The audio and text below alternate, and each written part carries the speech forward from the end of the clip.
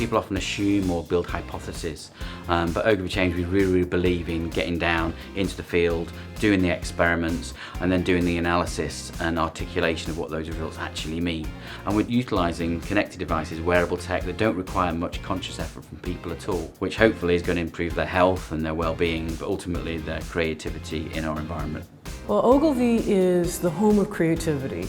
If we focus on the brain-body as a system, can we get more creativity out as a result? There's so many different job profiles and different things that people do that we have an opportunity to really see, does something like the In5 model hold no matter what position that you're putting it in? Each week we're going to have a new In5 thing to do, and each week we're going to stack them. So the first one that we did was movement. If we don't move, if we sit all day, as we do for 9 hours and 3/4, which is about the average, our body starts to implode. I walked around the office a lot with one of my other colleagues, and we'd run up the stairs and down the stairs again. Week 2, we went into the red-green box. Again, all we were looking at there is the additive notion of make sure every time you eat, have some greens and have something red. How do you perform after you've had some of the essential stuff that your body actually needs? At the beginning, I had to make a very conscious effort to change my behaviours, but now the eating is just totally natural. I feel like it's part of my daily routine. Week 3 was looking at sleep. If we perform for, say, a week with an hour less sleep a night than we need, we have the same performance as if we had an illegal blood alcohol level.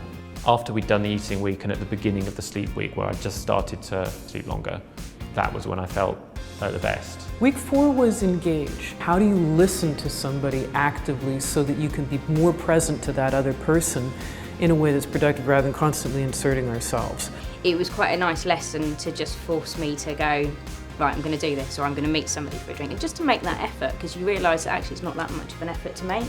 Week 5 is Cogitate. We learn new things. We're actually doing wonderful stuff to our brain circuitry physically to help it become more resilient.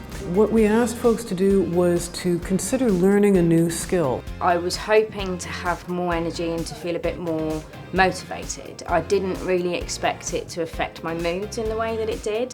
I think the biggest surprise for me was hearing you all report how quickly little things seem to make a performance difference. I've sort of found myself having bigger, more ambitious ideas and feeling that they were more easily achievable somehow.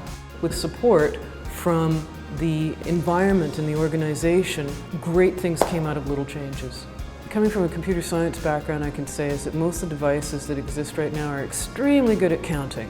What are you supposed to do with that information? What we're looking for with something like the In5 framing is how can we insert technology into that so that people can continue the tuning process rather than just say, oh, I did 10,000 steps today.